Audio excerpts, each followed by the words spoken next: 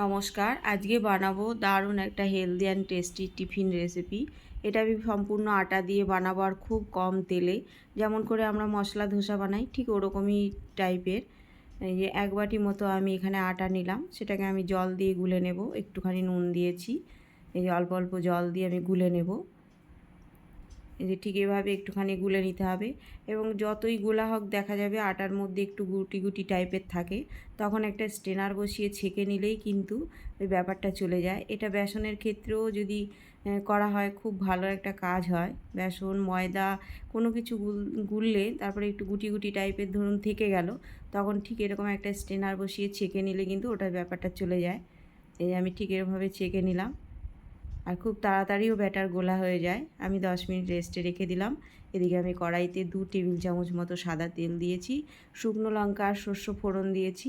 দেওয়ার পরে 2টো পেঁয়াজ কুচি আমি একদম কুচি করে রেখেছিলাম সেটা দিলাম। দিলাম গাজর, ক্যাপসিকাম, বিনস দিয়ে হালকা ভেজে নেব। এরপরে কাঁচা লঙ্কা আর টমেটো দেবো। তার আগে আমি নুনটা দিয়ে দিলাম। নুনটা অল্পই দেবো, কেন আমি আটার মধ্যে নুন দিয়েছি। এই যে দিয়ে আমি হালকা করে ভেজে নিলাম। তারপরে কয়েক টুকরো আমি পনির এখানে হাতে ম্যাশ করে এর মধ্যে দিয়ে দেব। মানে ঘরে যা যা থাকবে মোটামুটি দিলে এর মধ্যে খুব ভালো হয়। তার মধ্যে 2 পিস আমি আলু এখান থেকে হাতে ম্যাশ করে দিলাম। খুব বেশি কিন্তু আলু দেব না, সবজিটা যেন আলুর থেকে বেশি থাকে সেরকমইভাবে দেব। আর দিলাম বেশ খানিকটা আমি ধনেপাতা কুচি।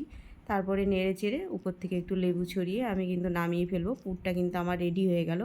এবার আমি বানাবো গোলা রুটিটা, মানে একদম ধোসা স্টাইলে।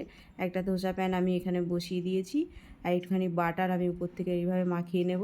শুধু এই বাটারটাই একটু, না দিলেও বাটারটা কোনো সমস্যা নেই, এমনিই উঠে যাবে, কিন্তু আমি একটু দিলাম টেস্টের জন্য।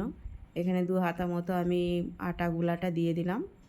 দিয়ে একটা খুন্তির সাহায্যে আমি চারিদিকে যেভাবে একটু পাতলা করে ছড়িয়ে দেব। এটা হাত দিয়েও হয়, কিন্তু খুন্তি দিয়ে দেওয়াটাই ভালো, তাহলে হাতে আর গরম লাগবে না। এই যে ঠিক আমি যেভাবে দিচ্ছি ঠিকভাবে একটু দিয়ে দিতে হবে। আর এই সময় কিন্তু আমি ইন্ডাকশানের এটা একদম কমিয়ে দিয়েছি, 150-তে দেওয়া আছে। আপনারা এটা 150-তেই করবেন, একদম কমিয়ে দিয়ে এইটা করতে হবে, মানে রেসিপিটা করতে হবে।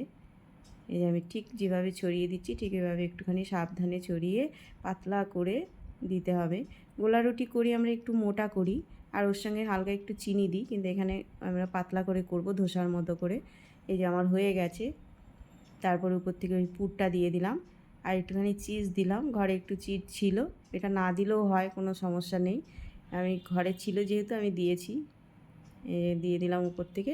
এবার দুপাশ থেকে একটু বটে উল্টে জাস্ট 2 মিনিট হতে দেব। তারপরে এই যে নামিয়ে ফেললাম। আমার কিন্তু রেডি হয়ে গেল গোলা রুটি পুর ভরা। বাড়িতে বানান, এনজয়।